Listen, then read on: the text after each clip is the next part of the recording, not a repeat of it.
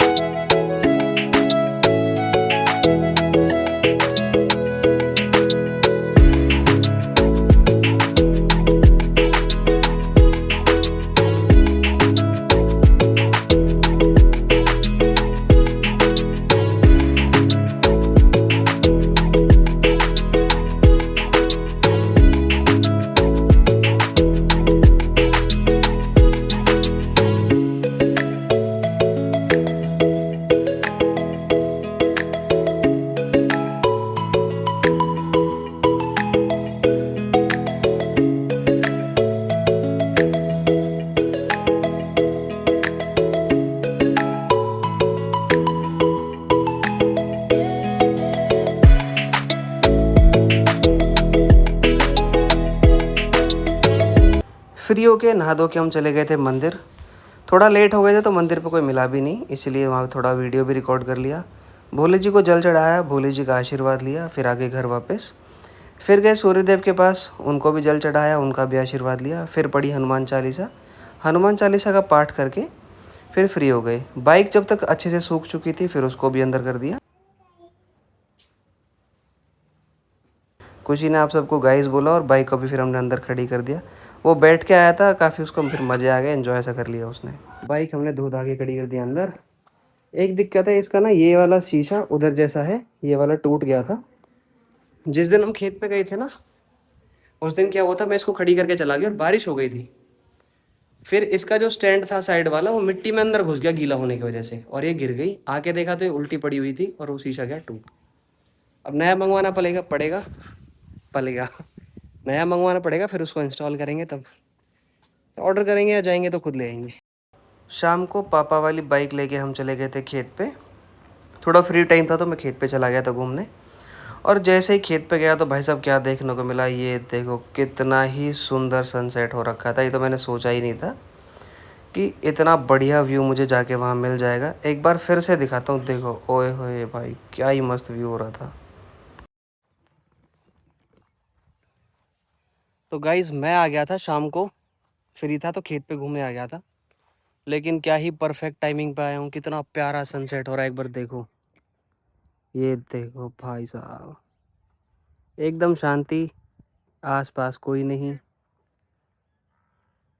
और इतना खूबसूरत सनसेट, मज़े ही आ गए। अब दो चीज़ हो रही हैं, एक तो आपसे थोड़ी बहुत मुझे बात करनी थी, और एक ये सनसेट भी हो रहा है। क्या कहते हो, टाइम लैप्स लगा दूँ? थोड़ा टाइम लैप्स लगा देता हूँ, है ना, सही रहेगा। यही करते हैं, टाइम लैप्स लगा देता हूँ, बाद में बात करेंगे।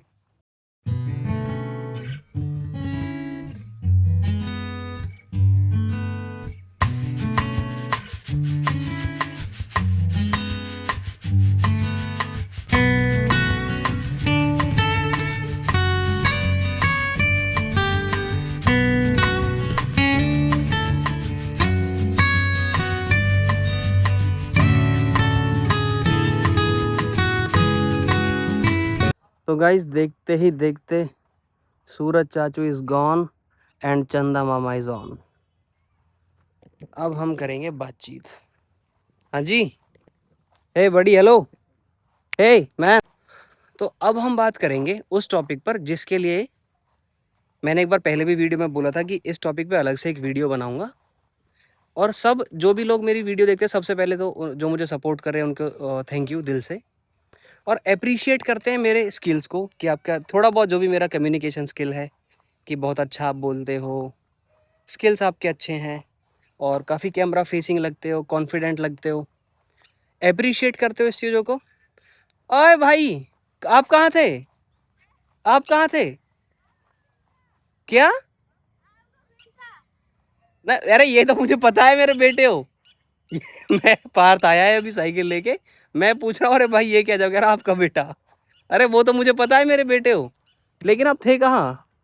मैं चीज से साइकिल चलाने गया था। हाँ। मैं घर आया, मैंने पूछा पापा जी कहाँ है, तो मैंने बोला खेत पे गए, तो मैंने खेत पे आ गया। और कौन से वाले रूट से आए हो आप? इस वाले रूट। अच्छा, उधर पानी वानी तो नहीं भर रहा था? अच्छा अच्छा अच्छा। अरे यार, ये ये यार, हेलो तो बोला ही नहीं आपने गाइस को। Hello guys. पसीना आ रहे बढ़िया है, देखा बाल, दिखा बाल सेट नहीं कर रखे हैं, ऐसे ही घूम रहे थे, कैसे कर रखे बाल। ऐसे ही रखे ना, वो गिर गया था। कहाँ पे है? कहाँ पे? वो यहाँ वो ज्यादा मिट्टी भर दी थी, मैंने स्पीड में आ रहा था, मैं साइकिल घूम गई, मैं इधर साइकिल इधर, मैं इधर। अच्छा, होता रहता, कोई बात नहीं। मैं बात कर रहा था, इसने बीच में डिस्टर्ब कर दिया। चलो फिर से स्टार्ट करते हैं। तो मैं बात कर रहा था जो मेरे कम्युनिकेशन स्किल है और कॉन्फिडेंस है, इसके पीछे की स्टोरी क्या है। मैं भी सिंपल गांव का ही रहने वाला हूँ, बिल्कुल ठेठ गांव का। जो मैं लाइफस्टाइल आपको दिखाता हूँ कि खेती बाड़ी गाय भैंस रखने वाले, उस और गांव के ही स्कूल में पढ़े, उसमें सारे गांव के ही बच्चे थे और गांव की ही भाषा हम यूज़ करते थे। जो कि क्या थी, मतलब कहाँ जा रहा हो, कहाँ कर रहा हो, उरे को आ परे को जा, ये वाली, यही हम सब यूज़ करते थे। कम्युनिकेशन इंप्रूव करने का एक तो गाइड किसने किया था? बड़े भाई ने, क्योंकि वो बाहर निकल गए थे। बाहर निकल के उन्होंने रियलिटी देखी कि क्या है, कैसे बदलना है। काफ़ी कुछ उन्होंने अचीव किया, फॉरेन भी गए थे, अब मुंबई भी रह रहे हैं बहुत सालों से। तो उन्होंने मुझे एक तरीका बताया था कम्युनिकेशन इंप्रूव करने का। 12th के बाद, 12th के बाद मैंने कोर्स किया था, तो मेरे पास बीच में थोड़ा सा फ्री टाइम था। तो उन्होंने मुझे बोला था कि कॉल सेंटर ज्वाइन कर ले। कॉल सेंटर में होता क्या है कि हमको सारे दिन काम ही वो करना है, उस पर काम ही बोलने का है। सारे दिन कॉल्स आएंगे, क्लाइंट्स के रिसीव करने हैं, कस्टमर्स के एक्सप्लेन करना है जो भी उनकी क्वेरीज हैं, सारे दिन उनसे बात करनी है। तो अब पूरा जब 10 घंटे की जॉब है, 10 घंटे काम ही ये करना है, सिर्फ बोलना है, बोलना है, बोलना है, तो इम्प्रूव तो होगा ही। तो भैया ने बोला था कि एटलीस्ट 6 महीने वहाँ कर लीजिए, बट मैं 5 ही कर पाया क्योंकि कज़न की शादी आ गई थी, छुट्टी वहाँ से मिल नहीं रही थी, तो मैंने जॉब ही छोड़ दी। क्योंकि वो तो टेम्परेरी वैसे भी मुझे छोड़नी थी 1 महीने बाद। उसके बाद अपना कॉलेज स्टार्ट कर दिया था। कॉलेज में भी मेरी बेल्ट वैसी बन गई, कुछ बच्चों से ऐसी यारी हो गई। आज वो यार दोस्त नहीं रहे, मेरे भाई बन गए हैं। फैमिलियों से हम कनेक्टेड है एक दूसरे की से, आना जाना, खूब मिलना, सगे भाई की तरह हैं हम सब। तो एक अच्छे अच्छे पोस्ट पे सब जॉब कर रहे हैं। कोई साउथ में है बेंगलोर में, कोई कोयम्बटूर में है, एक फॉरेन में है फिनलैंड में। तो बहुत अच्छा बॉन्ड मेरा उनके साथ बन गया। तो वो भी फ़र्क पड़ता है कि जैसे लोगों में आप बैठते हो, जैसी संगत में आप रहते हो, वैसे ही आप भी हो जाते हो। आपका भी लाइफ़स्टाइल वैसा ही हो जाता है। अगर आप अच्छे लोगों में बैठ रहे हो तो आप भी अच्छे ही बन जाओगे, आपकी थिंकिंग वैसी ही हो जाएगी। तो वहाँ से भी मुझे काफ़ी हेल्प मिली है। उन्होंने भी मुझे काफ़ी कुछ सिखाया है, मुझे सीखने को मिला है वहाँ से भी। उन्होंने क्या सिखाया, साथ में रहते-रहते हम सीख ही जाते हैं। उसके बाद फिर मैंने जॉब करी थी। फिर जॉब भी मैं इसी फ़ील्ड में घुस गया। सेल्स में मैंने जॉब करी है। सेल्स में भी यही होता है। सेल्स में तो सबसे टफ़ काम होता है कि दूसरे की जेब से पैसा निकालना है भैया। जो भी जिस भी कंपनी में हम काम कर रहे हैं, जो भी सर्विसेज़ हम प्रोवाइड कर रहे हैं, वो सेल करनी होती है। उसके बारे में एक्सप्लेन करना होता है। सामने वाले को कन्विंस करना होता है। उसको ये रियलाइज़ करवाना होता है कि तुम्हें इस चीज़ की ज़रूरत है, तुम लो इसे। तो पहले मैंने जॉब किया था एज़ एन एजुकेशन काउंसलर। वहाँ पे भी यही काम होता है। सेकंड फिर मैंने किया था सेल्स में ही 4-5 साल मैंने जॉब करी है। सेकंड मैंने किया था बिज़नेस डेवलपमेंट एसोसिएट की प्रोफ़ाइल पे काम। लास्ट मैंने किया था बिज़नेस डेवलपमेंट मैनेजर की प्रोफ़ाइल पे काम, जहाँ पे मैंने 2.5 साल काम किया था। और इतना मैं अच्छा चल रहा था कि साल भर बाद ही ट्रेनिंग सेशंस भी जो नए ट्रेनीज़ आते थे तो उनको प्रोवाइड मैं ही करता था। उनको सिखाने का काम मेरा था।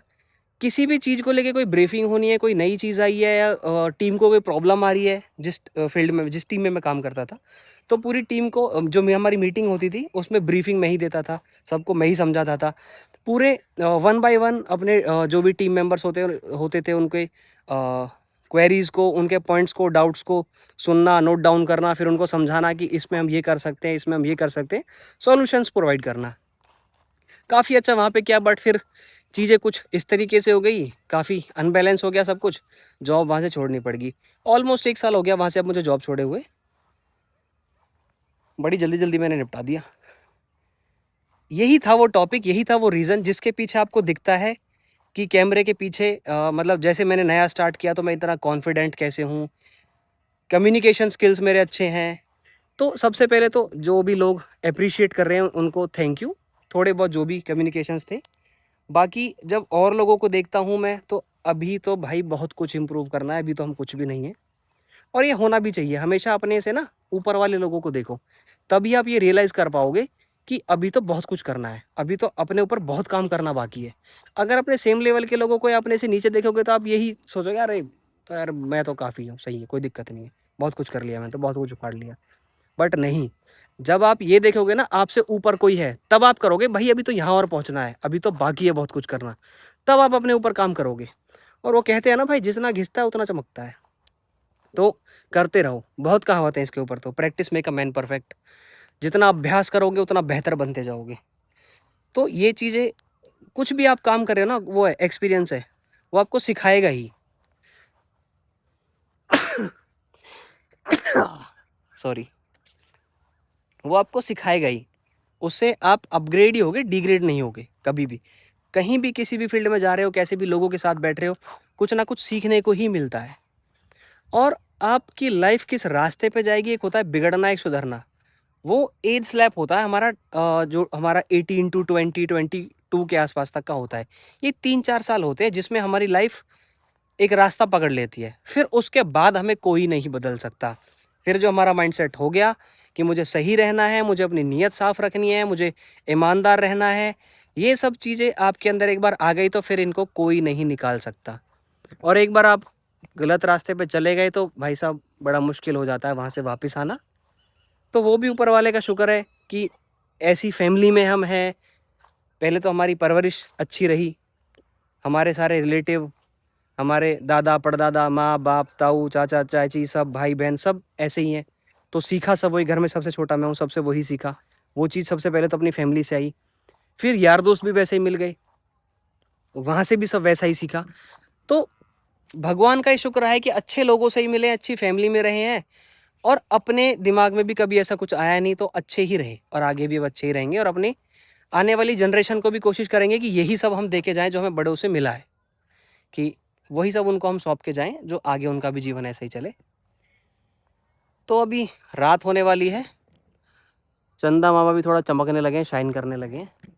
रात हो जाएगी, पार्थ भी आ चुका है, साइकिल पे है, मुझे तो कोई दिक्कत थी नहीं। तो अभी चलते हैं, आज की वीडियो में सिर्फ इतना ही रखेंगे। अब मिलेंगे आपसे नेक्स्ट वीडियो में, जब तक के लिए जय श्री राम।